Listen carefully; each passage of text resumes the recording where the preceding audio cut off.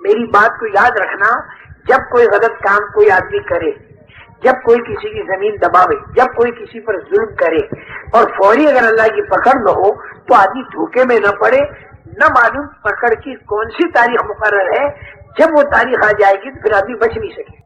ہاں ایک میں امید کی چیز بتا دوں، کتنے ہی غلط کام ہوئے لیکن پکڑ کی تاریخ سے پہلے اگر آدمی نے کر لی توبہ تو آپ یقین مانو اگر وہ پکڑ کی تاریخ بھی آ گئی تو اللہ تعالیٰ نہیں پکڑے گا، بالکل نہیں پکڑے گا۔ یہ ڈھیل دے ہی رہا ہے اللہ تعالیٰ تاکہ آدمی رجوع کرے۔ بسم اللہ الرحمن الرحیم۔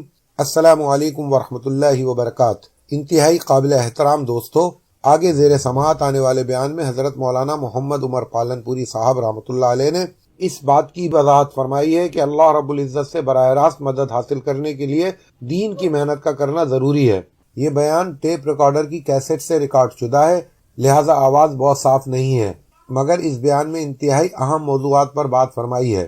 آگے بڑھنے سے قبل آنے والے تمام دوستوں سے درخواست کرتے چلیں کہ اس بیان کو زیادہ سے زیادہ لائک و شیئر کریں اور ہمیں اپنی قیمتی آراء سے آگاہ کرنا مت بھولیں۔ ساتھ ہی اپنی دعاؤں میں پوری امت کو ضرور یاد رکھیں۔ جزاکم اللہ احسن الجزا۔ دنیا کے اندر بعض مرتبہ نافرمان پر تکلیف آتی ہے اور بعض مرتبہ نافرمان پر اللہ کی طرف سے راحتیں آتی ہیں، اور دنیا کے اندر فرما بردار پر بعض مرتبہ تکلیف آتی ہے اور بعض مرتبہ فرما بردار پر راحت آتی ہے، لیکن نوعیتیں بدلی ہوئی ہوں گی۔ ایک بات یہ ذہن میں بٹھا دو، دیکھو ایک بات کو اچھی طرح سمجھ لو، اگر آدمی دنیا کے اندر کوئی گناہ کا کام کرتا ہے تو اللہ تعالیٰ فوری پکڑ نہیں فرماتے، گناہ کرنے والے کو اللہ تعالیٰ ڈھیل دیتے ہیں۔ دیکھو اللہ تعالیٰ کے ہاں ظلم تو بالکل نہیں، لیکن ڈھیل بہت ہے۔ جہنم کی تکلیفیں، قبر کی تکلیفیں، دنیا کی تکلیفیں جتنی بھی انسان پر آتی ہیں یہ اللہ کا ظلم نہیں بلکہ انسان کا کرتوت ہے۔ تو اللہ تعالیٰ کے ہاں ظلم تو ذرہ برابر نہیں، لیکن ڈھیل بہت ہے کہ جب آدمی گناہ کرتا ہے تو اللہ ڈھیل دے دیتا ہے، لیکن ڈھیل دینے کا مطلب نہیں کہ پھر وہ پکڑ نہیں کرے گا۔ پکڑ کی اللہ تعالیٰ تاریخ مقرر کر دیتا ہے اور آدمی کو ڈھیل دیتا رہتا ہے۔ نوح علیہ السلام کی قوم کو 950 سال تک ڈھیل دی، فرعون کو ڈھیل دی، قارون کو ڈھیل دی۔ اس ڈھیل کے زمانے میں اگر آدمی کرنے میں توبہ اور پھر آ گئی وہ پکڑ کی تاریخ تو اللہ تعالیٰ اس کی پکڑ نہیں کرے گی، اور اگر ڈھیل کے زمانے میں آدمی کی بڑھ گئی غفلت اور بڑھتا رہا یہاں تک کہ آ گئی پکڑ کی تاریخ، جب وہ پکڑ کی تاریخ آ گئی تو فیضا جا اجلہم لا یستاخرون ساعۃ ولا یستقدمون، پھر اللہ پکڑ کو چھوڑتے۔ لیکن ایک بات میری یاد رکھو کہ گناہ پر خدا فوری پکڑ نہیں کرتے۔ اگر گناہ پر خدا فوری پکڑ کر دیا کرے تو دنیا میں کوئی آدمی زندہ رہ نہیں سکتا۔ وَلَوْ يُؤَاخِذُ اللَّهُ النَّاسَ بِظُلْمِهِمْ مَا تَرَكَ عَلَىٰ ظَهْرِهَا مِن دَابَّةٍ وَلَٰكِن يُؤَخِّرُهُمْ إِلَىٰ أَجَلٍ مُّسَمًّى۔ زمین کے اوپر کوئی چلنے والا نہیں ملے گا اگر اللہ تعالیٰ گناہ پر فوری پکڑ کر دے۔ ایک آدمی نے زنا کیا، فوراً فرشتے نے آگے 2 ڈنڈے مار دی، وہ تو وہیں مر جائے گا۔ آدمی پوری دنیا کے اندر جو گناہ کرتا ہے فوراً اگر پکڑ کرے تو دنیا میں کوئی زندہ نہیں رہ سکتا۔ اس لیے غلط کام کرنے والے کو تو اللہ دیتے ہیں ڈھیل اور صحیح کام کرنے والے پر اللہ ڈالتے ہیں امتحان۔ صحابہ کرام پر تو ڈال دیا امتحان اور مشرکین مکہ کو دے دی ڈھیل۔ مشرکین مکہ یہ کہتے تھے کہ ہمارے تو 360 اور تمہارا 1،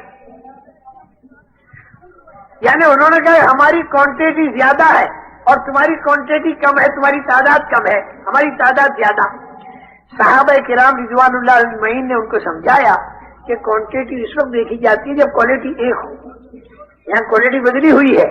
تمہارے 360 تو اتنے بودے کہ سب مل کر ایک مکھی نہیں بنا سکتے، اور مکھی مٹھائی لے کر بھاگ جائے چھڑا نہیں سکتے۔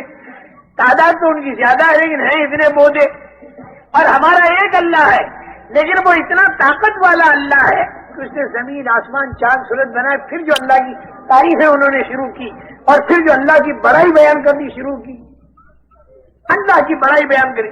واقعی میرے محترم دوستو، بہت جی چاہتا ہے کہ حضور اکرم صلی اللہ علیہ وسلم کے بعد چونکہ کوئی نبی آنے والا نہیں، تو ہم لوگ پوری دنیا میں پھیل کر اللہ کی بڑائی کو اتنا بیان کریں، اتنا بیان کریں، اتنا بیان کریں کہ وہ اللہ کی بڑائی ہمارے دلوں کے اندر اتر جائے اور وہ اللہ کی بڑائی دوسروں کے دلوں میں بھی اتر جائے۔ آج اللہ کو بڑا جانا نہیں، آج اللہ کو بڑا جانا نہیں۔ اگر اللہ کو آدمی بڑا جان لے، اگر آدمی کی سمجھ میں اللہ کی بڑائی آ جائے تو آدمی خدا کی نافرمانی نہیں کر سکتا، اور اگر ہو جائے بھول میں تو فوراً کھٹک پیدا ہو جائے گی اور اللہ سے توبہ کرے۔ میں سچ کہتا ہوں، دیکھو میں بتاؤں، اگر چھوٹا بچہ 6 سال کا چھوٹا بچہ وہ جلیبی کا اور انگوٹھی کا ڈفرینس تو آپ نے سمجھا، نماز کا لاکھ کا ڈفرینس آپ نے سمجھا، ہاں مرنے کے بعد بھی سمجھ میں آ گئی گی۔ ہم کہتے مرنے سے پہلے سمجھ جا، دعوت کے معنی یہ ہے جو بات مرنے کے بعد سمجھ میں آنے والی ہے اس بات کو مرنے سے پہلے سمجھنا، اس بات کو مرنے سے پہلے سمجھانے کی کوشش کرنا، یہی دعوت ہے۔ اب میں ایک دوسری مثال دیتا ہوں۔ 6 سال کا بچہ آپ کے محلے میں شور مچا رہا، آپ نے اس سے کہا دیکھ چلا جا، نہیں تو پولیس کمشنر کو بلاؤں گا، وہ پستول لائے گا۔ بچہ پھر بھی شور مچا رہا، ٹیلی فون کر کے بلا دیا، پولیس کمشنر آ گیا پستول لے کر، تو یہ بچہ اس پولیس کمشنر کی گود میں بیٹھ کر پستول سے کھیلے گا۔ کیوں؟ جانتا نہیں۔ لیکن اسی بچے سے اگر تم یہ کہہ دو کہ میں تیری ماں کو بلاتا ہوں، وہیں سہم جائے گا کہ میری ماں کو مت بلا، میں جا رہا ہوں۔ اور اس کی ماں گھر سے نکل آئی، 100 قدم کے فاصلے پر چانٹا دکھا دیا تو وہی کام پکڑ لے گا، سہم جائے گا، اماں میری توبہ، میں بالکل شور نہیں مچائے گا، میں گھر آ رہا ہوں۔ ذرا سوچو، پولیس کمشنر کی طاقت زیادہ ہے ماں کی طاقت سے، اور پستول کی طاقت زیادہ ہے چانٹے کی طاقت۔ اب یہ پستول سے تو ڈرتا ہے، اب پستول سے تو نہیں ڈرتا، چانٹے سے ڈرتا ہے۔ اس کی کیا وجہ؟ اس لیے کہ ماں کی طاقت کو جانتا ہے، پولیس کمشنر کی طاقت کو نہیں جانتا، چانٹے کی طاقت کو جانتا ہے لیکن پستول کی طاقت کو نہیں جانتا۔ باوجود ہے کہ پستول کی طاقت زیادہ ہے پھر بھی نہیں ڈرتا۔ اسی طریقے سے میرے محترم دوستو، یہ عام انسان جو ہے یہ حکومت کی طاقت کو تو جانتا ہے۔ اس کے باپ کو اگر کہا جائے کہ میں پولیس کمشنر کو بلاتا ہوں پستول لائے گا تو وہ سہم جائے گا، وہ سہم جائے گا، بیٹا نہیں سہمتا۔ بہت بڑا ٹرک لے کر آدمی جاتا ہے لوہا بھر کے، اور سامنے لال بتی دکھائی کہ فوراً کھڑا رہتا ہے۔ کیوں؟ اس لیے کہ حکومت کی طاقت کو جانتا ہے۔ لال بتی کے پیچھے پولیس والا ہے، اس کے ہاتھ میں پستول ہے، وہ ٹائر کو فیل کرے گا، پھر چوکی میں جانا پڑے گا، پھر کچہری میں جانا پڑے گا، پھر جیل خانے میں جانا پڑے گا، وہاں پٹائی ہوگی۔ یہ ساری باتیں آدمی جانتا ہے۔ اس لیے حکومت کے قانون کے خلاف آدمی کرتے ہوئے ڈرتا ہے۔ حالانکہ ساری دنیا کی حکومتوں سے میں جتنی طاقت ہے اس سے زیادہ طاقت احکم الحاکمین میں ہے، لیکن احکم الحاکمین کی زیادہ طاقت ہونے کے باوجود یہ آدمی اس سے نہیں ڈرتا، حکومت کے قانون کے خلاف نہیں کر پاتا، لیکن احکم الحاکمین کے قانون کے خلاف کرتا ہے، اس لیے کہ اللہ کی بڑائی دل میں نہیں ہوتی۔ جیسے وہ بچہ پستول کو نہیں جانتا، ایسے اس کا بابا اللہ کو نہیں جانتا۔ وہ بابا پستول کو جانتا ہے، اس لیے پستول سے ڈرتا ہے، لیکن اللہ کو نہیں جانتا۔ اس بنا پر انبیاء کرام علیہ السلام اپنی دعوت کے اندر اللہ کی عظمت اور بڑائی کو بیان فرماتے تھے، اور بھئی یہ ہمیں نہیں کرنا ہے کیونکہ نبی کوئی آنے والا نہیں، نبی کوئی آنے والا نہیں۔ اچھا، زبان سے اگر ہم نے اللہ کو بڑا بولا تو یہ ایمان کا بول بنے گا، لیکن یہ اللہ کی بڑائی اگر دل کے اندر اتر گئی تو پھر میری بات تو یاد رکھو، یہ ایمان بنے گا۔ اور جب یہ ایمان بنے گا تو پھر یاد رکھنا ایمان پر جو خدا کے وعدے آسمانوں پر ہیں وہ وعدے اللہ کے زمین پر آئے. چنانچہ ان صحابہ کرام رضوان اللہ علیہم اجمعین نے ان سب کو یہی جواب دیا. وہ سارے تو سارے حیرت میں ہیں کیونکہ ان کا تو ہزاروں سال کا عقیدہ ان کے بتوں کے بارے میں, تو انہیں تو بہت تعجب ہو رہا. اجعل الآلہۃ الہا واحدا ان ھذا لشیء عجاب وانطلق الملأ منهم ان امشوا واصبروا على آلهتكم ان ھذا لشیء یراد ما سمعنا بهذا في الملة الآخرة ان ھذا الا اختلاق. بڑا تعجب انہیں. اپنے بتوں میں بالکل چپکے رہو, اب بالکل ان کی بات کو مت مانو, اور سارے معبودوں کو چھوڑ انہوں نے ایک کو لیا. لیکن صحابہ کرام رضوان اللہ علیہم کیا جواب دیتے تھے؟ ہے تو ایک لیکن وہ زمین کا بنانے والا, آسمان کا بنانے والا, حضرت عیسیٰ علیہ السلام کے ہاتھوں مردوں کو زندہ کرنے والا, ابراہیم علیہ السلام کے ہاتھ کو باغ بنانے والا, اور حضرت اسماعیل علیہ السلام کے گلے کو چھری سے بچانے والا ایک ہے, ذرا طاقت والا ہے. لیکن اس کے بعد معاملہ کیا ہوا؟ ان مشرکین نے مارنا شروع کیا اور تانے مارنے شروع کیے. انہوں نے دیکھو تم کہتے ہو نا ہمارے ایک اللہ بڑا طاقت والا ہے, تو دیکھنا ہم نے تمہارے بلال کو بھی مارا, اور ہم نے حضرت سمیہ کو بھی مارا, اور ہم نے فلاں کو بھی مارا. وہ ایک اللہ تمہاری مدد کیوں نہیں کرتا؟ وہ ایک اللہ تمہاری مدد کیوں نہیں کرتا؟ اب یہ بڑی حیرت کا مقام ہے ہر زمانے کے اندر کہ جو خدا کے نافرمان ہیں وہ تو مار رہے, اور جو خدا کے فرما بردار ہیں وہ مار کھا رہے. اچھا ساتھ میں ایک بات میں اور بھی بتا دوں, مارنے والے جس بہادر قوم کے تھے, ارے مار کھانے والے بھی اسی بہادر قوم کے تھے, اور بہادر کو جو بہادر مارے تو لا محالہ وہ اس کا بدلہ لینے پر آ جاتا ہے. تو صحابہ کرام رضوان اللہ اجمعین کے دل میں بار بار یہ اٹھتی تھی کہ بدلہ لینے, جب یہ ہم کو مارتے تو ہم بھی انہیں مارے. لیکن اللہ کی طرف سے ان کو اجازت نہیں تھی بدلہ لینے کی. أَلَمْ تَرَ إِلَى الَّذِينَ قِيلَ لَهُمْ كُفُّوا أَيْدِيَكُمْ وَأَقِيمُوا الصَّلَاةَ وَآتُوا الزَّكَاةَ. تم اپنا کام کرتے رہو اور ہاتھ کو روک دو. اور اس میں اللہ کی ایک بہت بڑی مصلحت یہ تھی کہ جب وہ ماریں گے اور تم مار کھاؤ گے تو تمہارے اندر وہ مایا تیار ہوگی جس مایا پر اللہ کی طاقت تمہارے ساتھ ہو. اور وہ مایا کیا ہے؟ صبر ہے, ایمان کی طاقت ہے, تقویٰ ہے, احسان ہے. یہ اندرونی طاقت تمہارے اندر پیدا ہو. اور بھائی دیکھو ان لوگوں کو بڑا تعجب ہوتا تھا, ان ھذا لشیء عجاب جو کہتے ہیں, بڑا تعجب ہوتا تھا کہ یہ لوگ مار کھا رہے ہیں اور پھر بھی کہہ رہے ہیں اللہ. اور یہ ادا اللہ کو اتنی پسند آتی ہے کہ ایک طرف حضرت بلال کو اتنا مارا کہ بے ہوش ہو گئے. مارنے والے سارے اس انتظار میں تھے کہ ہوش آنے کے بعد یہ ہمارے پیر پکڑے گا, ہوش آنے کے بعد یہ ہمارے پیر پکڑے گا, ہوش آنے کے بعد یہ ہمارے پیر پکڑے گا اور اللہ کو چھوڑ دے گا. لیکن جب حضرت بلال کو ہوش آیا تو زبان سے کیا کہتے ہیں؟ احد احد, ایک ہی ایک ہے.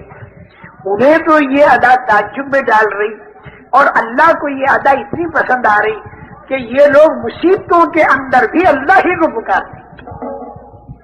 میرے محترم دوستو, تکلیفوں کی حالت میں بھی اللہ کی بڑائی کو بیان کیا جائے اور راحتوں کی حالت میں بھی اللہ کی بڑائی کو بیان کیا جائے اور چاروں طرف دعوت کی سزاؤں میں اللہ کی بڑائی کو بیان کیا جائے. اگر وہ اپنی مادی طاقتوں سے ہم کو ڈرا رہے ہوں تو ہم اللہ کی طاقت سے پوری دنیا کو ڈرا رہے ہیں. اور ساری مادی طاقتیں مکڑی کا جالا ہے خدا کی طاقت کے مقابلے میں.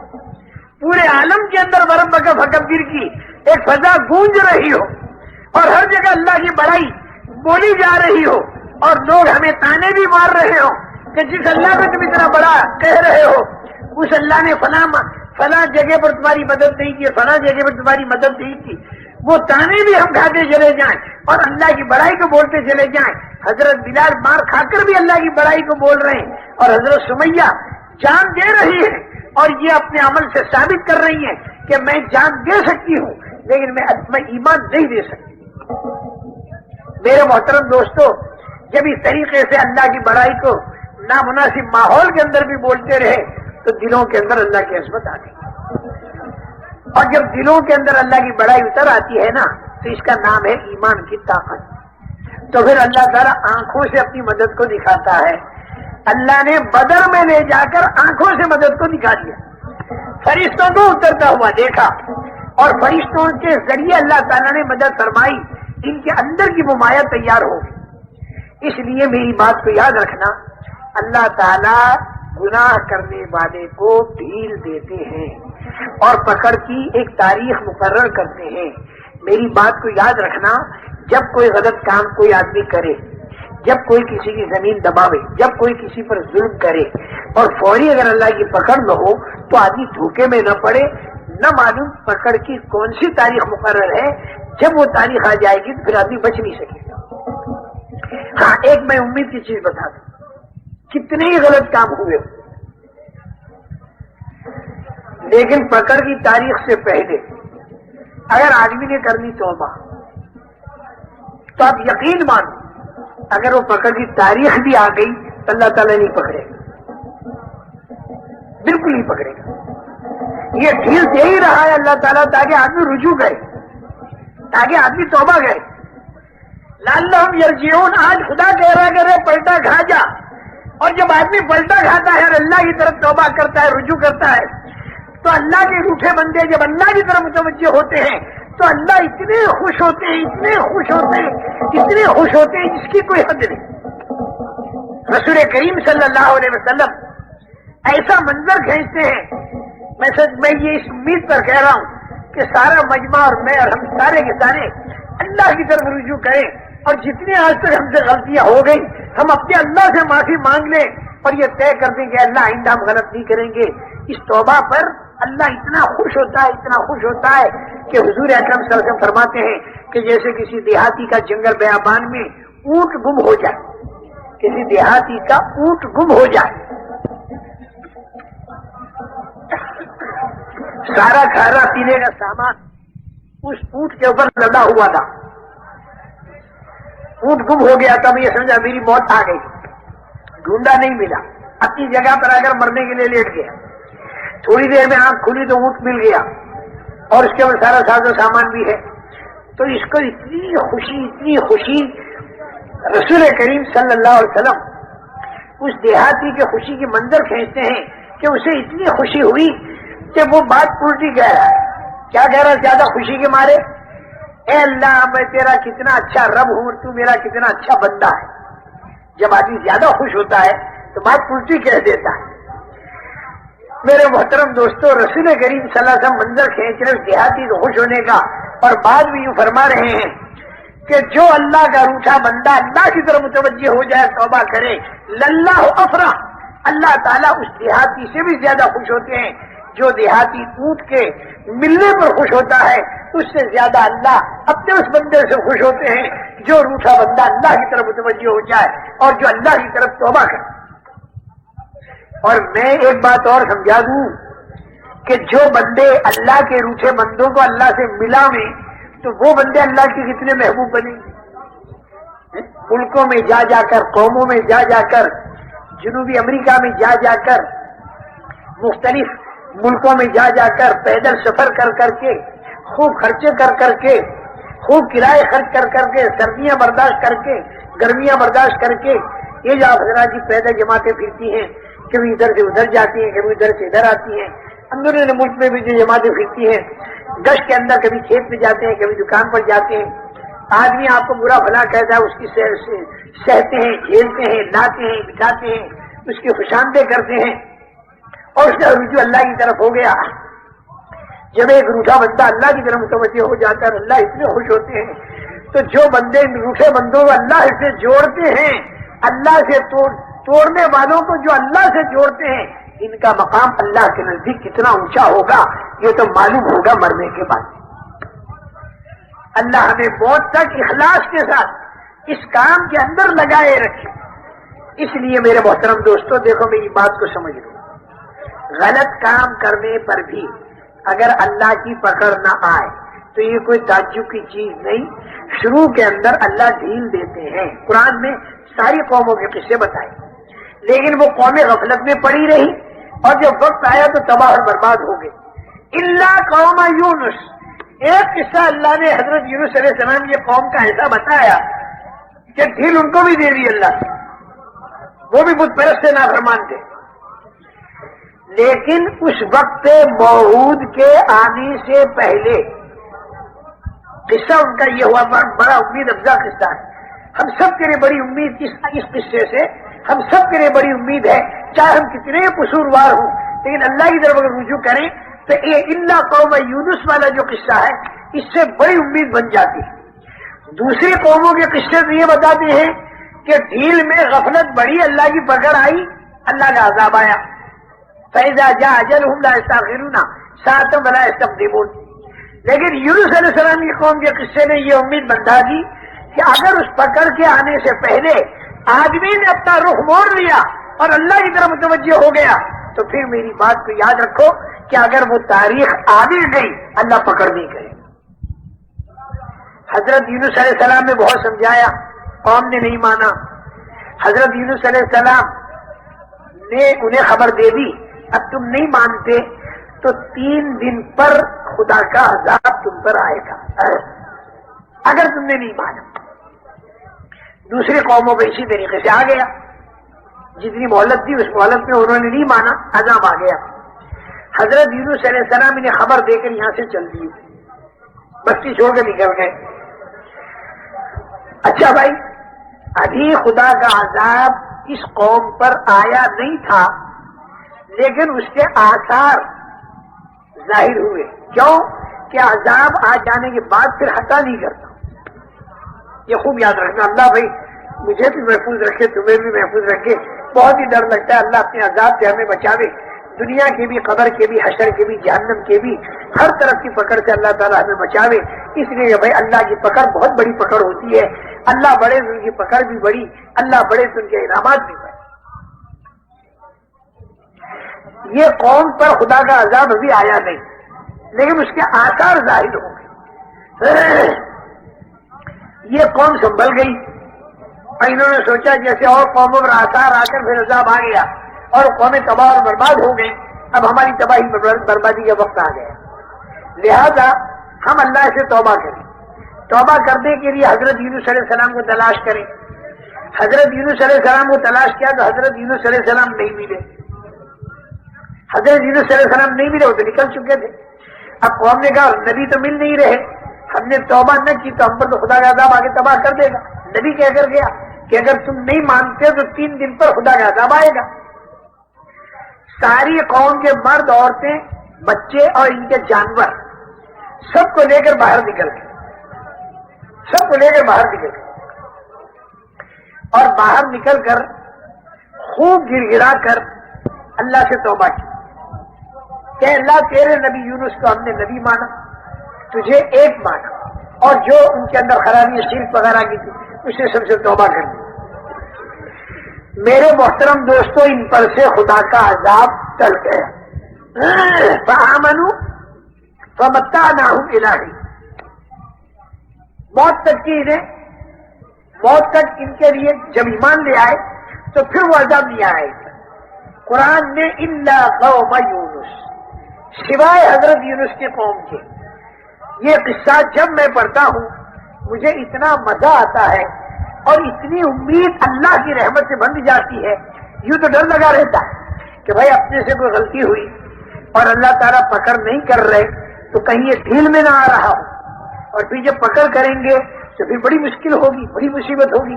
ہم اپنے گھر والوں کو بھی سمجھاتے ہیں، اپنے ملنے جلنے والوں کو بھی سمجھاتے ہیں کہ بھائی کوئی غلط کام کرنے پر پکڑ نہ ہو تو ہمیں غفلت میں نہیں رہنا چاہیے. اس لیے کہ ایسی پکڑ آتی جس پر موت آتی اور موت پر عذاب شروع ہو جاتا تو بھائی یہ تو بڑی سخت چیز تھی. اس لیے اس کے بعد پھر آدمی کے پاس کوئی راستہ بچنے کا نہیں. جہاں موت آئی توبہ کا دروازہ بند ہو گیا. مرنے سے پہلے آدمی کتنا ہی بڑا گنہگار ہو وہ توبہ کر کے اپنے گناہوں سے معافی مانگ سکتا ہے اور اپنے گناہوں کو صاف کرا سکتا ہے. اور جب توبہ آدمی کرتا ہے تو آنے والے بڑے میں بڑی بلا سے بچ جاتا ہے اور اللہ تعالیٰ کی طرف سے انعامات کے دروازے کھل جاتے ہیں اور آخرت میں بھی آدمی صاف ہو جاتا ہے. التائب من الذنب کمن لا ذنب له. اب گناہوں سے توبہ کرنے والا ایسا جیسے اس نے گناہ کیا ہی نہ ہو. ارے دنیا کے اندر اگر کوئی آدمی جرائم کرے تو جرائم اس کے فائل کے اندر رہتے ہیں. تو اس نے معافی مانگی تو معافی نامہ بھی فائل کے اندر رکھ دیا. 25 سال کے بعد جب اس فائل کو نکالو گے تو جرائم بھی سارے فائل کے اندر ہوں گے تو معافی نامہ بھی فائل کے اندر ہوگا. لیکن میرا اللہ ایسا کریم ہے, ایسا رحیم ہے, ایسا فضل و انعام والا ہے اور ایسی اس سے امیدیں ہم وابستہ رکھتے ہیں کہ اگر سچی توبہ ہم نے کر لی تو التائب من الذنب کمن لا ذنب له. توبہ کرنے والا گناہ سے ایسا ہے جیسے اس نے توبہ کیا ہی نہ ہو. فرشتوں کے دفتر سے وہ گناہ صاف کر دیا جاتا ہے. ہاتھ پیر پھول جاتے ہیں, قیامت کے دن گواہی نہیں دیں گے. زمین کے ٹکڑے گواہی نہیں دیں گے, فرشتے گواہی نہیں دیں گے. کسی قسم کی رسوائی ذلت اس توبہ پر نہیں, اس گناہ پر نہیں ہوگی جو گناہ توبہ کر کے آدمی نے معاف کرا دیا. کتنا ہی بڑا گناہ ہو مرنے سے پہلے پہلے معاف ہو جاتا ہے. اور بھائی میں نے یہ دیکھا کہ جماعتوں میں جب آدمی پھرتا ہے اسے اچھا ماحول ملتا ہے تو وہاں آدمی کو توبہ کی توفیق بھی زیادہ ملتی ہے.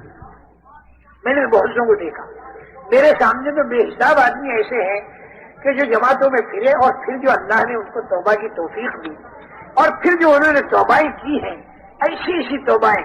ایک شرابی کبابی بالکل خراب, اے اللہ رات کو تہجد میں اٹھا, اے اللہ میں تیرا قصوروار بندہ ہوں, تیرے نیک بندوں کے ساتھ آیا ہوں, میں ہی قصوروار ہوں. اصحاب کہف سارے اچھے تھے, ان کے ساتھ ایک کتا تھا, وہ کتا بھی اچھا بن گیا. یہ سارے جماعت والے اصحاب کہف جیسے ہیں اور میں کتے جیسا ہوں, ان کے ساتھ لگ گیا. اے اللہ تو میری غلطیوں کو معاف کر دے, میں آئندہ کبھی غلطی نہیں کروں گا. یا اللہ وہ ایسا روتا تھا کہ صاحب مجھے بھی یعنی دل میرا بھی نرم ہوا اور میں بھی چپکے سے اٹھ کے اس کے پیچھے بیٹھ گیا, اسے معلوم نہ ہو.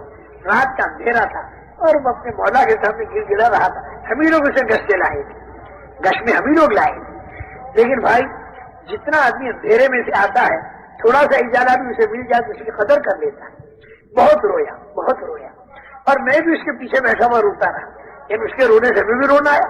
میں نے اے اللہ کیا کتنا ہی روئے گا, ہوئے تیرا بندہ, لیکن اس وقت تیرے دربار کے اندر توبہ کرتے ہوئے آ رہا ہے. اور رات کے 3 بجے ہیں. رات کے آخری تیسرے حصے میں اللہ تعالیٰ آسمان دنیا پر نزول فرماتے ہیں اپنی شان کے مناسب, اور اعلان ہوتا ہے کوئی مجھ سے مانگنے والا جو مجھ سے مانگے اور میں اس کو دوں, اور ہے کوئی توبہ کرنے والا جس کی توبہ کو میں قبول کروں. اللہ کی طرف سے اعلان ہو. ایک دوسرے کو سنا میں نے, اللہ اکبر. وہ طائف میں, مکے سے طائف میں گیا, وہ بھی بیچارہ ایسا ہی تھا.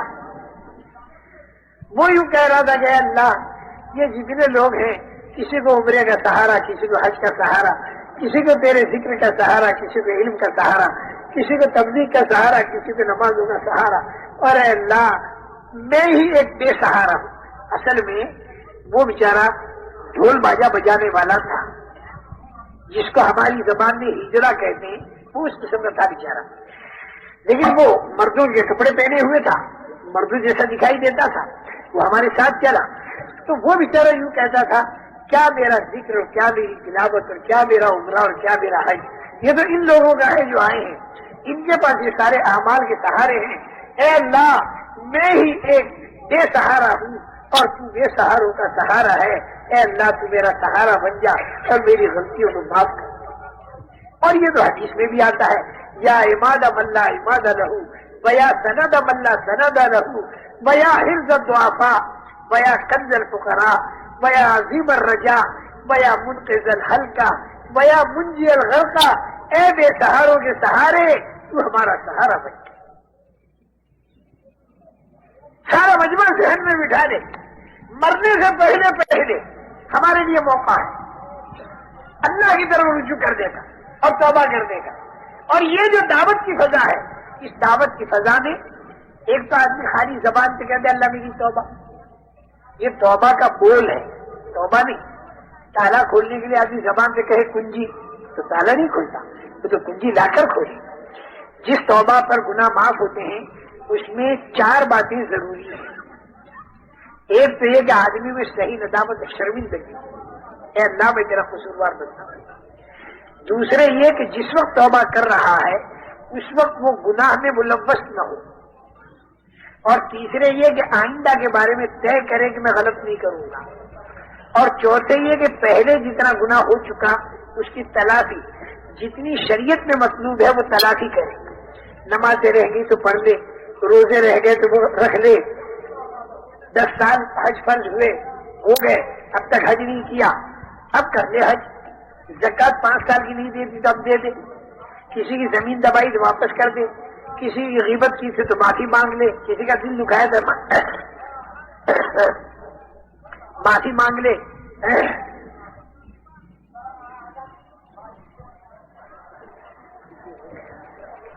حقوق العباد جتنے وہ سارے ادا کر دے. اگر اس ترتیب سے توبہ ہو گئی تو پھر یاد رکھنا جیسے ماں کے پیٹ سے ابھی نکلا، بالکل پاک تھا.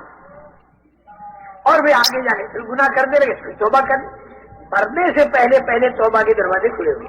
اچھا میں یہ بات کہہ رہا تھا کہیں بیچ میں رہ نہ جائے، میں یہ کہہ رہا تھا کہ بعض مرتبہ آدمی بھلا ہوتا ہے اور اس پر تکلیفیں آتی ہیں، اور بعض مرتبہ آدمی برا ہوتا ہے اور اس پر راحتیں آتی ہیں. تو وہ مضمون میرا بیچ میں رہ گیا. کئی باتیں ضروری میں نے عرض کر دی. اور دیکھو دنیا کے اندر اللہ امتحان 2 طریقے سے دیتا ہے. نافرمانی کے باوجود اگر دنیا کا ساز و سامان ملے تو یہ برکت نہیں، خوب یاد رکھیں، بلکہ یہ مہلت ہے.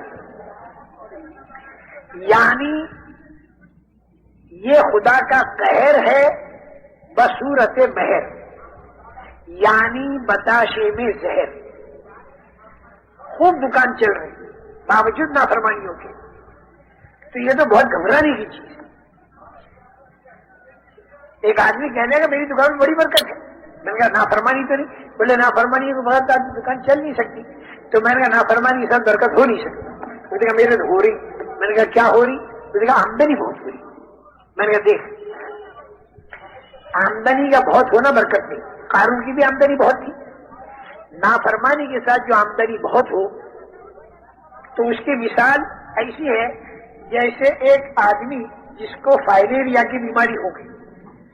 فائلیریا کی بیماری میں بدن میں ورم آ جاتا ہے، بدن سوج جاتا ہے، بدن سوج کے موٹا ہو گیا. اب یہ فائلیریا کی بیماری والا یوں کہے کہ دیکھو میں بھی پہلوان ہو گیا. بھائی کیسے؟ وہ کہتے وہ پہلوان کا بدن بھی موٹا اور میرا بدن بھی موٹا.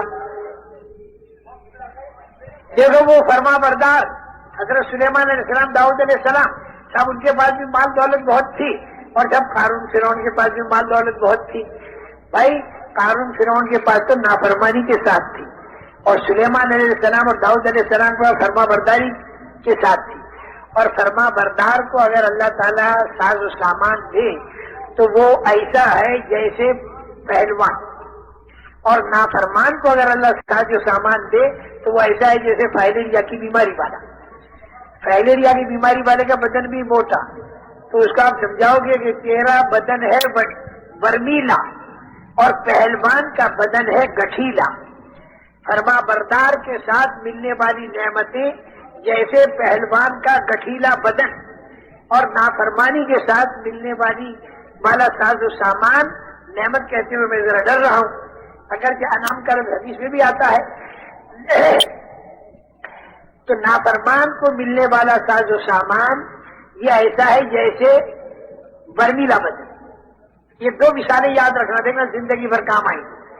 نافرمانی کے ساتھ اگر ساز و سامان ملے تو جیسے فائلیریا کی بیماری سے بدن کا موٹا ہونا، اور فرما برداری کے ساتھ اگر نعمتوں کی بارش برسے اللہ کی تو سمجھو یہ پہلوان ہے. اور مثال وہاں سلیمان علیہ السلام، داؤد علیہ السلام، اور وہاں قارون اور فرعون. اچھا اس کے بالمقابل فرما بردار پر بعض مرتبہ تکلیف آتی ہے، بعض مرتبہ نافرمان پر بھی تکلیف آتی ہے.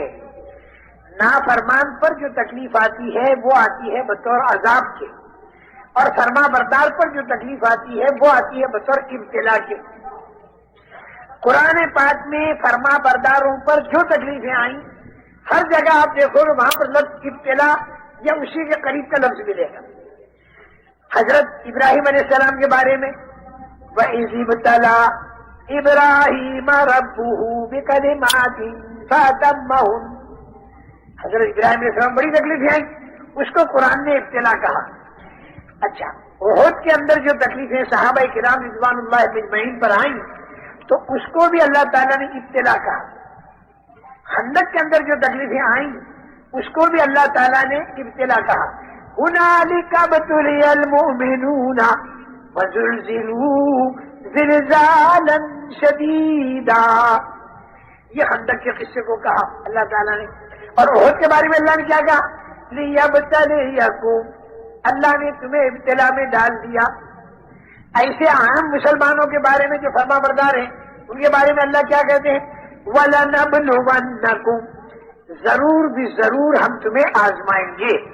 اس بنا پر میرے محترم دوستو, جو تکلیفیں فرما برداری کے ساتھ آتی ہیں وہ تو ہے ابتلا, اور جو تکلیفیں نافرمانی کے ساتھ آتی ہیں وہ ہے عذاب. وَلَنُذِيقَنَّهُم مِّنَ الْعَذَابِ الْأَدْنَىٰ دُونَ الْعَذَابِ الْأَكْبَرِ لَعَلَّهُمْ يَرْجِعُونَ. مصلحت اللہ کی یہ ہوتی ہے, نافرمانی پر اللہ تعالیٰ اگر کوئی تکلیف ڈال دے تو اس میں مصلحت اللہ کی یہ ہوتی ہے کہ بڑا عذاب جو مرنے کے بعد آنے والا ہے اس کے پہلے پہلے اس چھوٹی سی سزا پر آدمی اللہ کی طرف رجوع کر لے. کیونکہ اللہ آج تجھے کہتا ہے پلٹا کھا جا, اگر آج تو پلٹا نہ کھایا تو مرنے کے بعد تو اللہ سے کہے گا پلٹا کھلا دے, تو اللہ پلٹا نہیں کھلائے گا. حَتَّىٰ إِذَا جَاءَ أَحَدَهُمُ الْمَوْتُ قَالَ رَبِّ ارْجِعُونِ. جب موت آتی ہے تو یہ آدمی کہتا ہے کہ اے میرے پروردگار تو میرے کو واپس کر دے. تو مرنے کے بعد اے میرے بندے تو کہے گا میرے کو واپس کر دے, تو اللہ کہے گا کر لا, اب میں نہیں کرتا. اور اس دنیا کے اندر تھوڑی تھوڑی سی تکلیفیں ڈال ڈال کر اللہ تعالیٰ یہ کہتا ہے کہ واپس ہو جا, مغضوب علیہم والا راستہ چھوڑ دے اور انعمت علیہم والے راستے پر آ جا. ضالین والا راستہ چھوڑ دے, ضلالت والا راستہ چھوڑ دے, اور تو ہدایت والے راستے پر اور صراط مستقیم کے اوپر تو آ جا, الحمدللہ رب العالمین والے راستے پر تو آ جا. اس لیے میرے محترم دوستو, اللہ تعالیٰ کی طرف سے نافرمانی پر جو تکلیفیں آتی ہیں وہ بطور عذاب کے ہوتی ہیں تاکہ آدمی پلٹا کھا جائے. اور اگر فرما برداری پر بھی کوئی تکلیف آئی تو وہ تکلیف بطور ابتلا کے ہوتی ہے, اور فرما برداری کے ساتھ والی تکلیف کا انجام خدا کی رحمت ہے. اور نافرمانی کے تکلیف پر اگر توبہ نہ کی تو پھر اس کا انجام جو ہے تکلیفوں کا بڑھتا جانا ہے. اور دونوں تکلیفوں میں زمین آسمان کا فرق ہے. دیکھیں میں اس کے ہسٹری مثال دوں. طوطے کو پنجرے میں نہیں, یہ دونوں تکلیفوں کے اندر زمین آسمان کا فرق ہے. ایک آدمی نے غصے کے اندر چھرا مارا اور زہر میں ڈبا کر چھرا مارا, پورے بدن میں پھوڑے پھوڑے ہو گئے, زخم ہو گیا. اب یہ آدمی ڈاکٹر کے پاس گیا تو ڈاکٹر صاحب نے کہا کہ بھائی دیکھو زہر پورے بدن میں چڑھ چکا ہے, اس کے علاج پر 2000 روپیہ خرچ ہوگا, 15 انجیکشن لگاؤں گا, 40 دن تک کڑوی دوا پینی پڑے گی, پرہیز کا بد مزہ کھانا یا بے مزہ کھانا کھانا پڑے گا. اور یہ جتنے پھوڑے ہو گئے ہیں یہ پھوڑے زہریلے ہیں, تو ان سارے زہریلے پھوڑوں کا آپریشن ہوگا اور تم 2 مہینے کے اندر ٹھیک ہو جاؤ. اب دیکھیے ڈاکٹر جو ہے یہ اس کے اوپر آپریشن بھی کر رہا ہے, کڑوی دوا بھی پلا رہا ہے, انجیکشن بھی مار رہا ہے. جس آدمی نے غصے میں چھرا مارا اور یہ ڈاکٹر بھی چھرا مار رہا ہے. اب یہ اگر ڈاکٹر سے یوں کہے کہ ڈاکٹر صاحب ہم تو آئے تھے آپ کے پاس تاکہ ہم کو راحت ملے اور آپ بھی ہمارے کو اتنی لمبی سوئی داخل کر رہے اور آپ بھی ہم کو چھرا مار رہے, اس نے بھی چھرا مارا آپ بھی چھرا مار رہے. نہیں میرے بھائی, غصے والا چھرا تو مار ڈالنے کے لیے تھا اور آپریشن والا چھرا تندرستی کے لیے ہے. نافرمانی کے ساتھ جو تکلیف آتی ہے وہ تکلیف تو وہ ہے جو آدمی کو پریشان کرنے والی, اور فرما برداری کے ساتھ جو تکلیف آتی ہے وہ ایسی ہے جیسے ڈاکٹر کا آپریشن آئندہ جا کر ٹھیک ہوگا. اسی لیے وَلَنَبْلُوَنَّكُمْ والی جو آیتیں ہیں اس کے آخر میں اللہ تعالیٰ نے کیا فرمایا؟ وَلَنَبْلُوَنَّكُمْ بِشَيْءٍ مِّنَ الْخَوْفِ وَالْجُوعِ وَنَقْصٍ مِّنَ الْأَمْوَالِ وَالْأَنفُسِ وَالثَّمَرَاتِ. اللہ تعالیٰ فرماتے کہ ہم ضرور بھی ضرور تمہیں آزمائیں گے اور ٹھوک بجا کر دیکھیں گے. اس میں کبھی خوف، کبھی بھوک، کبھی مال کی کمی، پھلوں کی کمی.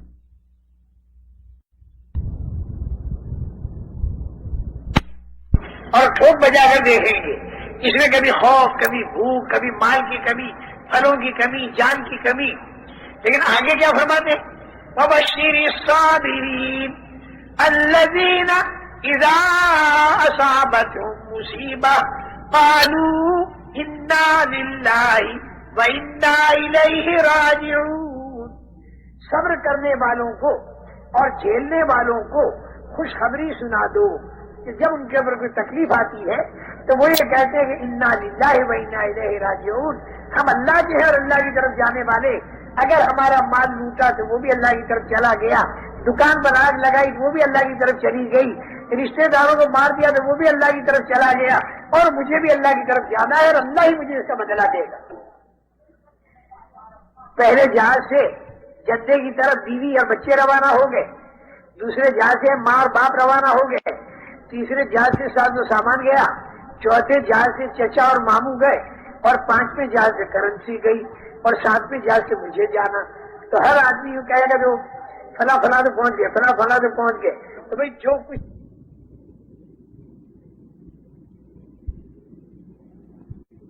اللہ کہتے ہیں ان کے اوپر اللہ کی خصوصی رحمتی نازل ہوگی. اس لیے میرے محترم دوستو، تکلیف تو اس مسلمان کو اٹھانی ہے، لیکن ایک تکلیف نافرمانیوں کی بنیاد پر اور دوسری تکلیف فرما برداریوں کی بنیاد پر. تکلیفیں صحابہ نے بھی اٹھائیں. اور دیکھو ابھی مجھے بیان پورا ختم کرنا ہے، اس لیے ذرا سکون سے آخری باتیں سنیں. آخری جو اٹھے اسے ذرا بچھا بھی دیں کہ اختتام کے موقع پر ذرا ہلچل نہیں بچنی چاہیے، ذرا سکون ہونا چاہیے مجمع میں.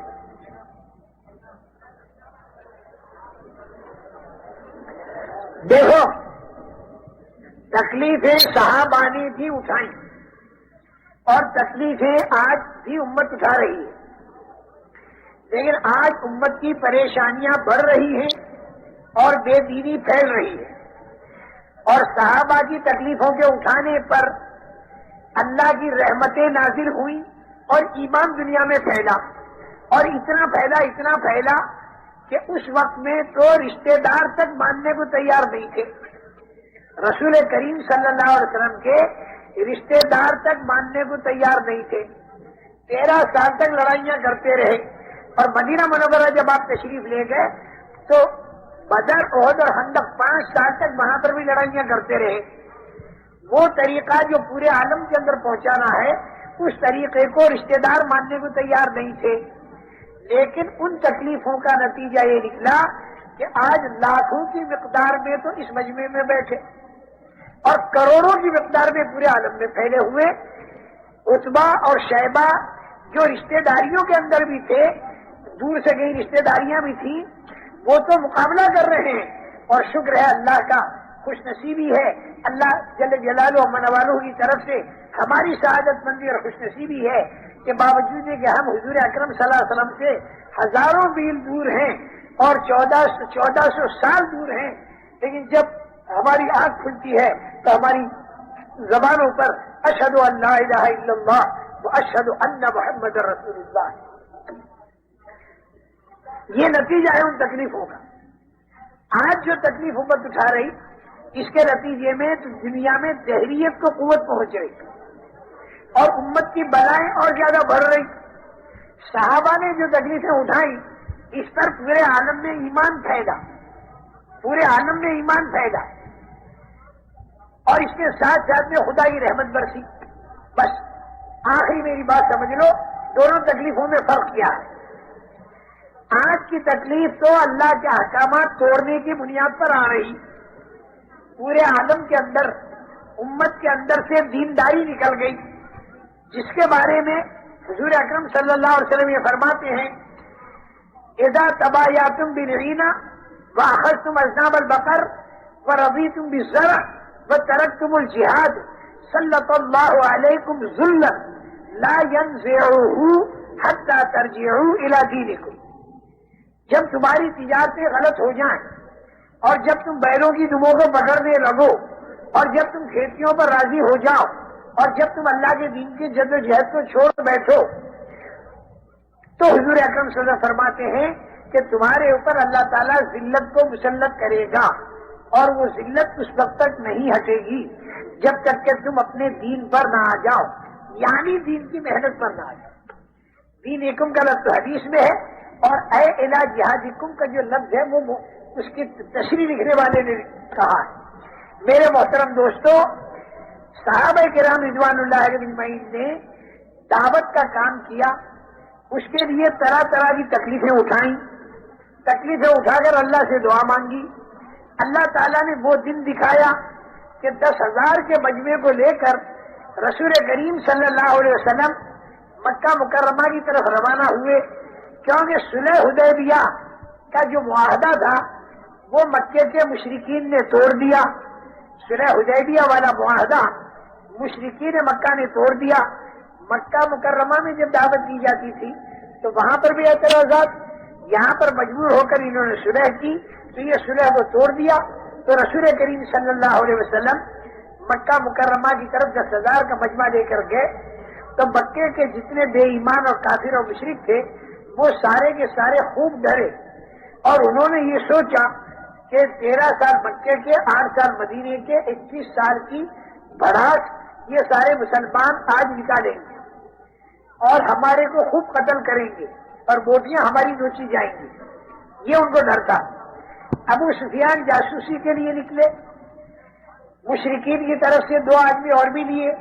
حضرت عباس رضی اللہ تعالیٰ عنہ نے ابو سفیان کو پکڑ لیا، ایک خیمے میں لیا، ذہن بنایا حضرت عباس نے اور اسلام پر آمادہ کر کے حضور اکرم صلی اللہ علیہ وسلم کی خدمت میں لائے. حضور اکرم صلی اللہ علیہ وسلم نے پوچھا کہ اے ابو سفیان، اب تک تیری سمجھ میں یہ بات نہیں آئی کہ سوائے خدا کے کوئی معبود نہیں؟ تو ابو سفیان نے یوں کہا کہ اگر سوائے خدا کے کوئی ہمارا معبود ہوتا تو وہ بدر میں ہماری مدد کرتا اور ان مارکوں میں ہماری مدد کرتا. تو اب تو ہمیں حالات نے اس بات کو بتا دیا کہ سوائے خدا کے ہمارا کوئی معبود نہیں. اتنی بات تو ہماری سمجھ میں آ گئی. پھر ارشاد فرمایا کہ ابھی تک یہ تمہاری سمجھ میں نہیں آیا کہ میں اللہ کا سچا رسول ہوں؟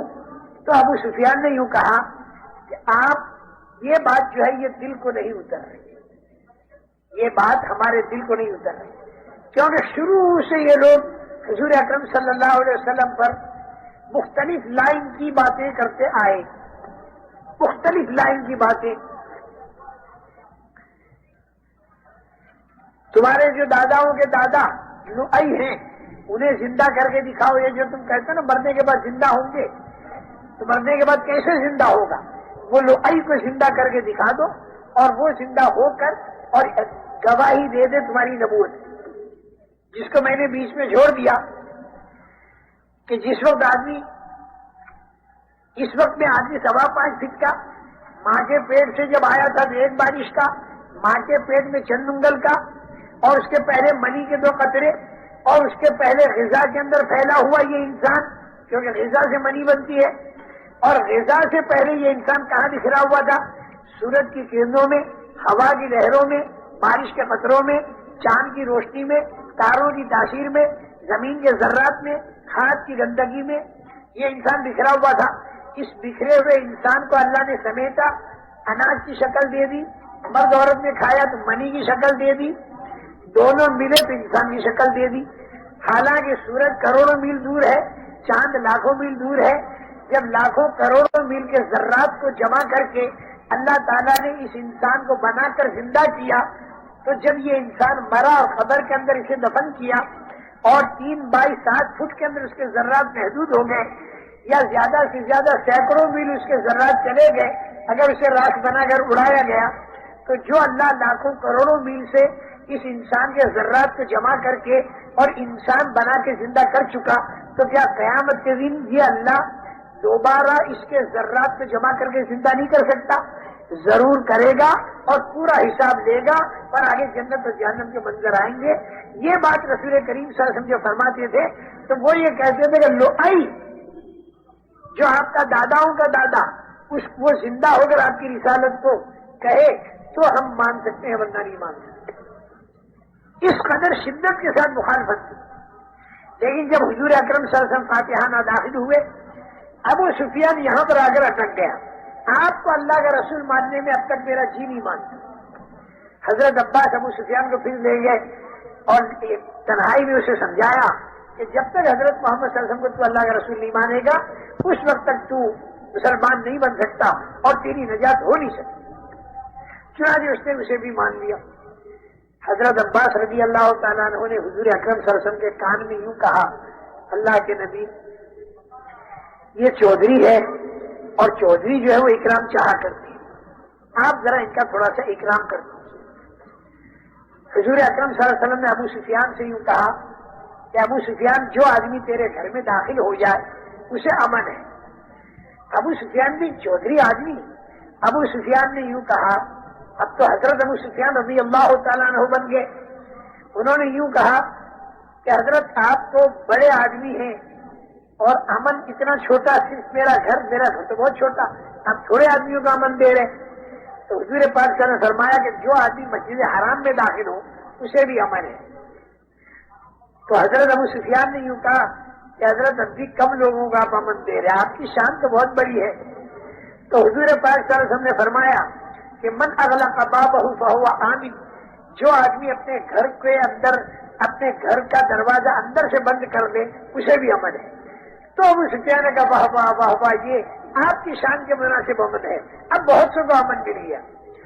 پھر یہ ابو سفیان اندر داخل ہوئے مکے میں اور نوجوانوں کو جمع کیا اور جمع کر کے یوں کہا کہ دیکھو رات کے اندھیرے میں جن کو نکالا تھا نا وہ دن کے اجالے میں 10,000 کے ساتھ آ رہے، لیکن اتنے با اخلاق ہیں کہ ان سے کوئی امن مانگتا ہے تو امن دے دیتے ہیں، تو تم سارے نوجوان جا کے امن لے دو۔ ابو سفیان کی بیوی ہندا یہ بہت ہی سخت مسلمانوں کے خلاف تھی، بعد میں مسلمان بن گئی تھی لیکن اس دن تو سخت خلاف تھی۔ ہندا نے ان نوجوانوں سے یوں کہا کہ اس ابو سفیان کی بات کو مت مانو بلکہ اسی کو قتل کرو۔ 21 سال تک جن سے ہماری لڑائیاں رہی ہوں اب ہم جا کے ان سے امن مانگیں؟ بالکل نہیں امن مانگتے۔ تو ابو سفیان نے کہا دیکھو اس عورت کی بات میں آئیو مت، یہ عورت تم سب کو مروا دے گی۔ یہی وہ ہندا تھی کہ جس نے احد کے اندر حضرت حمزہ رضی اللہ تعالیٰ عنہ کے پیٹ کو چیرا اور آپ کی ناک مبارک کو کاٹا، کان کو کاٹا، گلے کا ہار بنایا، پیٹ چیر کر اندر سے کلیجہ نکال کر چبایا۔ اور حضور اکرم صلی اللہ علیہ وسلم نے جب احد کے سارے شہداء کا معائنہ فرمایا اور جب دیکھا کہ مدینہ منورہ میں سے گھر گھر کے اندر سے عورتوں کے رونے کی آواز آ رہی ہے، کسی کا بھائی شہید تو کسی کا بیٹا شہید، آپ معائنہ فرماتے ہوئے حضرت حمزہ کی لاش کے پاس پہنچے اور جب ناک اور کان کٹی ہوئی اور پیٹ کٹا ہوا اور اندر سے کلیجہ نکلا ہوا تو حضور اکرم صلی اللہ علیہ وسلم کا دل بھر آیا، سینہ بھر آیا اور آپ کی زبان سے ایک جملہ نکلا، وَحَمْزَةُ لَا بَوَاكِيَ لَهُ، یہ جتنے شہداء یہاں پر پڑے ہوئے ہیں ان کی رونے والیاں مدینہ منورہ کے اندر موجود ہیں اور ساری کی ساری رو رہی ہیں، میرا چچا حمزہ اس پردیش کے اندر اس حالت کے اندر پڑا ہوا ہے کہ اس کی کوئی رونے والی ہوئی۔ مدینہ منورہ کی عورتوں تک جب یہ بات پہنچی تو وہ عورتیں گھروں سے باہر نکل آئیں اور حضور اکرم صلی اللہ علیہ وسلم کی خدمت میں حاضر ہوئی اور یہ عرض کیا کہ اے اللہ کے نبی، حضرت حمزہ کی رونے والیاں مدینے کی ساری انصار کی عورتیں ہیں، نوحہ اس وقت تک حرام نہیں ہوا تھا، ہم ساری کی ساری حمزہ کے لیے رونے والیاں ہیں۔ یہ منظر سارا حضرت حمزہ کا ہندا کی وجہ سے ہوا تھا۔ یہ ہندا آج بھی بہت سا، لیکن ایک دن گزرا، دوسرے دن ہندا دوڑی ہوئی جا رہی، پوچھا گیا ہندا کہاں جا رہی ہو؟ یہ ہندا جو ہے نا یہ عتبہ کی بیٹی اور یہ ہندا جو ہے ابو سفیان کی اور یہ حضرت امیر معاویہ کی والدہ، ابو سفیان کی بیوی، یزید کی دادی اور ربیعہ کی پوتی، یہ سارا سلسلہ نسب ہے، بہت سخت۔ لیکن دوسرے دن جو دیکھا، پوچھا کہ ہندا تم دوڑی ہوئی کہاں جا رہی ہو؟ انہوں نے کہا میں حضرت محمد صلی اللہ علیہ وسلم کی خدمت میں جا رہی ہوں اور وہاں پر جا کر میں مسلمان بنوں گی اور بیعت ہو جاؤں۔ تو پوچھا گیا کل تک تو تم اتنی سخت تھی، آج اتنی نرم کیسے ہو گئی؟ تو ہندا نے یوں کہا کہ میں نے ان لوگوں کے اخلاق اور ان کی عبادت نے مجھے متاثر کیا، دعوت نے اتنے اونچے اخلاق تک پہنچایا تھا کہ جس مکہ مکرمہ میں اتنے مظالم ہوئے، اسی مکہ مکرمہ میں جب فاتحانہ داخل ہوتے ہیں تو اندر کا جذبہ یہ تھا، اندر کا جذبہ بدلہ لینے کا نہیں تھا، بلکہ اندر کا جذبہ یہ تھا کہ کسی صورت سے ان کو ہدایت دی جائے اور یہ جہنم سے ہٹ جائیں اور جنت والے راستے پر جائیں۔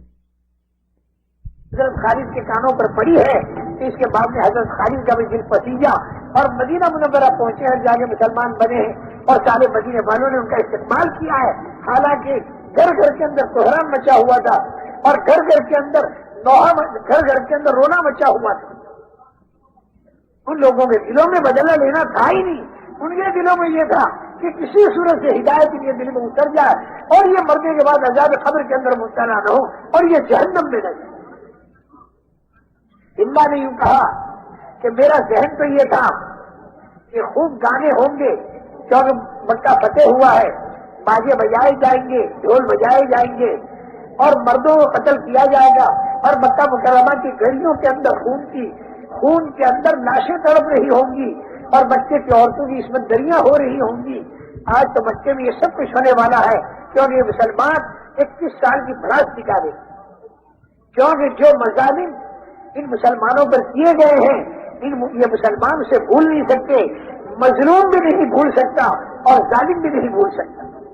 حضرت صدیق اکبر رضی اللہ تعالیٰ عنہ کا درجہ سپریم کورٹ کے جج کا تھا، حرم میں بیٹھ کر وہ فیصلے چکایا کرتے تھے، لیکن جب وہ مسلمان بنے اور دعوت دینے کے لیے کھڑے ہوئے تو حضرت صدیق اکبر کو جوتے چہرے کے اوپر مارے اور سر کے اوپر مارے۔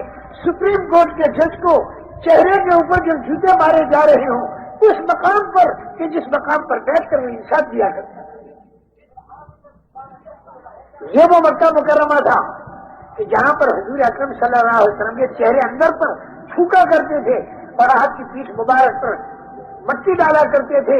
یہی وہ مکہ مکرمہ تھا کہ جہاں پر دو بیٹیوں میں ایک ساتھ میں طلاق پڑی۔ یہی وہ مکہ مکرمہ کہ جس کے اندر سے حضرت زینب رضی اللہ تعالیٰ عنہ جو حضور کی بڑی صاحبزادی حالت حمل میں جب مدینے کی طرف نکلی ہے تو آپ کو برچھا مارا گیا اور اونٹنی کے اوپر سے حضرت زینب گر پڑی، برچھے کی وجہ سے خون چالو ہو گیا اور حمل کے ساقط ہونے کا خون چالو ہو گیا اور راستے میں تڑپ رہی ہیں۔ حضور اکرم صلی اللہ علیہ وسلم مدینہ منورہ پہنچ چکے ہیں اور حضرت رقیہ جو ہے حبشے میں ہے، ہجرت کر کے گئی ہوئی ہے اور حضرت فاطمہ اور حضرت ام کلثوم مدینے کی طرف جا رہی ہے اور حضرت زینب بچے کے قریب تڑپ رہی ہیں۔ وہاں پر کوئی ہاسپٹل بھی نہیں ہے، کچھ بھی نہیں، اور مکہ مکرمہ انہیں واپس لایا گیا اور اسی زخم کی حالت میں مدینہ منورہ چند دنوں کے بعد میں وہ پہنچی اور اسی زخم کی حالت میں تھوڑی مدت کے بعد میں ان کا انتقال ہوا اور حضور اکرم صلی اللہ علیہ وسلم قبر میں تشریف لے گئے دفن کرنے کے لیے۔ آپ کے چہرے کے اوپر غم تھا، جب دفن کر کے باہر تشریف لائے آپ کے چہرے پر خوشی تھی۔ لوگوں نے پوچھا، ارشاد فرمایا مجھے یہ ڈر تھا کہ کہیں میری بیٹی زینب کے اوپر قبر کے اندر عذاب نہ ہو جائے۔ میں نے اپنے اللہ سے دعا مانگی، مجھے یہ معلوم ہوا، خبر ملی اللہ کی طرف سے کہ آپ کی بیٹی پر عذاب نہیں ہوگا۔ عذاب کے ڈر سے تو میرے چہرے پر غم تھا اور جب مجھے معلوم ہوا کہ عذاب نہیں ہوگا تو میرے چہرے پر خوشی آئی۔ کتنی فکر کی چیز ہے مرنے کے بعد والی زندگی۔ تو ہندا یہ کہہ رہی تھی کہ یہ سارے مناظر ہمارے سامنے تھے، اس بنا پر آج ہماری موٹیاں نوچی جائیں، لیکن آدھی رات تک میں انتظار کرتی رہی۔ لیکن جب میں نے دروازہ کھولا اور جب میں باہر نکلی تو پورے مکے میں اندھیرا تھا۔ میں حیرت میں پڑ گئی، یا اللہ یہ کیسی فتح ان مسلمانوں کی، کوئی خوشی ان کے دلوں میں نہیں اس مکے کے فتح ہونے کی۔ چاروں طرف دیکھا 10,000 آدمی گئے، کہاں گئے؟ चारों तरफ तलाश किया, नहीं मिले। तो फिर मैं हरम शरीफ के अंदर, मस्जिद हराम के अंदर मैं गई तो मैंने देखा कि ये सारा का सारा 10,000 का मजमा हरम शरीफ के अंदर अल्लाह की इबादत में लगा हुआ है और अल्लाह के सामने दुआएं मांगने के अंदर लगा हुआ है और नमाजों के अंदर लगा हुआ है, और ये हमारी कुरैश की हिदायत के लिए दुआ मांग रहा है। अरे हम तो इनको मौत के घाट उतारने के पीछे पड़े हुए थे और ये हमको जन्नत की तरफ पहुंचाने के पीछे पड़े। मेरा दिल पसीज गया। आज की रात में जितनी इबादत इस मस्जिद हराम में हुई, इतनी इबादत मैंने कभी नहीं देखी। खुदा की इबादत होती। अब मैं हुजूर अकरम सल्लल्लाहु अलैहि वसल्लम की खिदमत में जा रही हूँ। वहां पर बैठकर बैठ हुई और बैठ होने के बाद हिंदा ने यूं कहा हुजूर अकरम सल्लल्लाहु अलैहि वसल्लम से कि कल यही वक्त था, मक्के के बाहर आपका 10,000 का मजमा वहां पर बैठा हुआ था, सबके खेमे लगे हुए थे और सबके बीच में आपका खेमा था और सारे खेमों में सबसे ज्यादा मबगूस और दुश्मन खेमा मुझे आपका दिखाई दे रहा था। और आज मैं देख रही हूँ इस मक्का मुकर्रमा के अंदर कि आपका खेमा बीच के अंदर है और सारे खेमों में आपका खेमा मेरे दिल में महबूब खेमा है। मेरी निगाह बदल गई और मेरा दिल बदल गया। मेरे मोहतरम दोस्तों, इस दावत ने इतने ऊंचे अखलाक तक पहुंचाया। दावत वाली जमीन हो, ईमानियात की जड़ हो और इसके साथ में इबादत का तना हो और इसके साथ में दीन का दरख्त हो और अखलाक का फल हो और इखलास का रस हो, तो पूरे आलम के अंदर अल्लाह का दीन फैल सकता है। लेकिन इब्तिदा दावत से होगी और इंतहा अखलाक और इखलास पर होगी। ये इब्तिदा हमें उस इंतहा तक पहुंचा दे। हुजूर अकरम सल्लल्लाहु अलैहि वसल्लम 10,000 के मजमे को लेकर दाखिल हुए तो पहले आप बैतुल्लाह शरीफ के अंदर गए। सारा मजमा बाहर था और कुफ्फार भी बाहर थे। बहुत देर तक आपने खुदा की इबादत की और राज नियाज की जो बातें करनी थी वो कर ली। फिर आप बाहर तशरीफ लाए। सारे मुशरिकीन सहमे हुए थे, एक इशारे पर हमारे गले कटेंगे। आपने पूछा बताओ मेरे बारे में तुम्हारा क्या ख्याल है। मुशरिकीन ने कहा आप करीम हैं और करीम से करम की उम्मीद है, करीम से करम की उम्मीद है। तो हुजूर अकरम सल्लल्लाहु अलैहि वसल्लम ने जवाब दिया कि करीम इब्ने करीम इब्ने करीम इब्ने करीम, यूसुफ इब्ने याकूब इब्ने इसहाक इब्ने इब्राहिम, उन्होंने अपने भाइयों से जो बात कही थी कि ला तसरीब अलैकुम यौम, मेरी तरफ से तुम्हें कोई लानत मलामत नहीं। अरे तुमने जो कुछ भी मेरे साथ किया हो मेरी तरफ से तुम्हें कोई लानत मलामत नहीं। अंतुम मुत्तलका, मैंने तुमको आजाद कर दिया। किसी को 2 महीना, किसी को 3 महीना, किसी को 4 महीने क्या अमन दे दिया गया। इसके बाद में फिर आप तशरीफ लाए। हजरत अब्बास से कहा अबू लहब के 2 बेटे कहाँ गए, मेरे चचाजाद भाई कहाँ गए। हजरत अब्बास ने कहा वो भाग गए होंगे। फरमाया नहीं, उन्हें ले आओ। हजरत अब्बास ढूंढ के लाए, एक उतबा एक मोहतब। क्योंकि उतैबा तो किसी सफर में गया था, वहीं पर उसको किसी जानवर ने खा लिया था। ये उतबा और मोहतब 2 रह गए थे।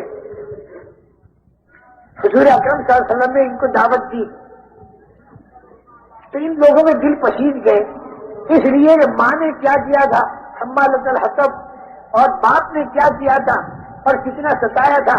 और आज हुजूर अकरम सल्लल्लाहु अलैहि वसल्लम हमें जन्नत में चलने की दावत दे रहे हैं। दोनों के दोनों मुसलमान बन गए।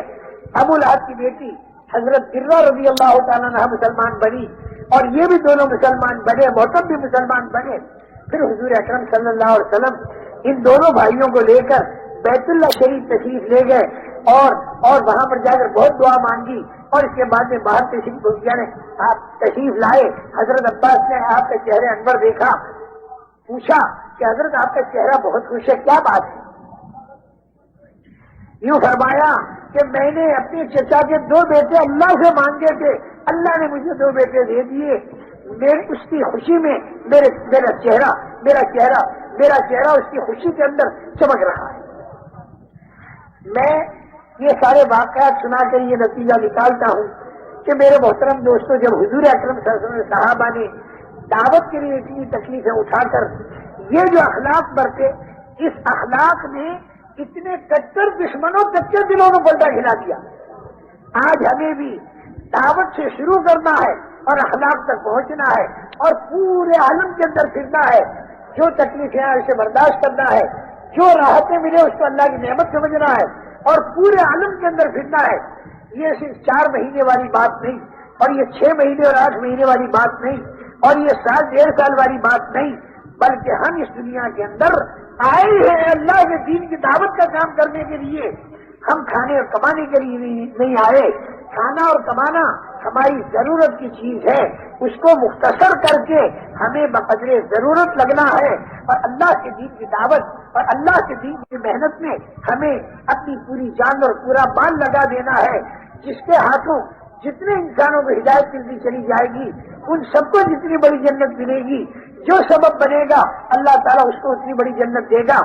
اللہ کے دین کا کام کرتے کرتے اگر جان دے دی تو جتنے آدمی دین پر آئے ہوں گے وہ جتنا دین کا کام کریں گے قبر کے اندر اس کا ثواب ملتا رہے گا. کوئی آدمی 1,00,000 نمازوں کا ثواب قبر کے اندر پڑا دے گا، جس قبر میں جا کر ایک مرتبہ سبحان اللہ کہنے کی بھی طاقت باقی نہیں رہے گی، اس قبر میں جا کر لاکھ فرض نمازوں کا ثواب آدمی لے سکتا ہے اگر اس کے ہاتھوں 20,000 کا مجمع اللہ کے دین پر لگ گیا. اس بنا پر آپ حضرات کی گزارش ہے کہ آج کی تاریخ میں آپ سارے کے سارے یہ طے کرو کہ تکلیفیں تو یوں بھی اٹھا رہے ہیں لیکن احکامات الہیہ کو توڑ کر اٹھا رہے ہیں. تو جس پر دنیا میں بے دینی پھیل رہی ہے اور مصیبتیں بڑھتی چلی جا رہی ہیں، کہیں زلزلے اور کہیں سیلاب اور کہیں طوفان. میرے محترم دوستو، کئی سال ہو گئے اللہ پاک نے ایسی مدد فرمائی کہ سیلابوں سے حفاظت ہونے لگی. یہ خدا کی نعمتیں ہیں، اس نعمت کی قدر کرنی چاہیے، اس نعمت کو پورے عالم کے اندر پھیلانا چاہیے. اس نعمت کو لے کر ہم جب مراکش گئے تو ایک مراکشی نے میرا دامن پکڑا اور چیخے مار کے رویا اور یوں کہا کہ اے ایشیا کے مسلمانوں، تم قیامت کے دن خدا کو کیا جواب دو گے؟ تم لوگوں کا دامن ہوگا اور ہمارا ہاتھ ہوگا، اور ہم خدا سے شکایت کریں گے کہ 40 سال سے ان کے پاس یہ دین کا کام پہنچا اور یہ اس کے بعد ہمارے پاس آئے، ہمارے باپ اور ہمارے رشتے دار جو بے دینی کی حالت میں مر گئے، ارے قبر میں ان کا کیا ہو رہا ہوگا. اتنے استحزار کے ساتھ چیخے مار کے وہ رو رہا ہے. میرے محترم دوستو، آج لوگ بغیر کلمہ نماز کے مر کے قبروں کے اندر جا رہے ہیں. ارے ان کے مرنے سے پہلے پورے عالم کے اندر یہ مجمع پھیل جائے اور گھروں پر، دروں پر، دکانوں پر، کھیتوں پر جا کے خوش آمدید کر کے اس دعوت کی فضا کو قائم کرے تاکہ لوگ مرنے سے پہلے توبہ کر کے اور ایمان والی زندگی پر آ جائیں. اس کے لیے آپ حضرات سے گزارش ہے کہ مختلف حلقے آپ حضرات کے بنے ہیں، اللہ آپ حضرات کی جزائے خیر دے. اب تک مختلف نام بھی آئے ہیں لیکن جتنا بڑا مجمع ہے اس کے حساب سے نام آنے چاہیے. 1.5 سال کے بھی نام دیکھو. نیت تو یہ کرو کہ اس کام کو کام بنانا ہے اور پوری زندگی ہمیں اللہ کے دین کا کام کرنا ہے. سلبتوں کے اندر کاروباری گھریلو رنگ کو دیکھنا ہے اور انشاءاللہ اسی میں اللہ برکت دے گا. چاہے کتنی استعداد تمہاری ہماری کم ہو اور چاہے کتنا وقت تمہیں کاروباری گھریلو رنگ میں کم ملے، لیکن اللہ کی برکتیں، اللہ کی نصرتیں، اللہ کی مدد حق ہیں. جو اللہ پہلی صدی میں تھا وہی اللہ آج بھی ہے. اس کے خزانے بھی وہی ہیں، اس کی طاقت بھی وہی ہے، قرآن بھی وہی ہے، حدیث بھی وہی ہے، رسول بھی وہی ہے، کعبہ بھی وہی ہے.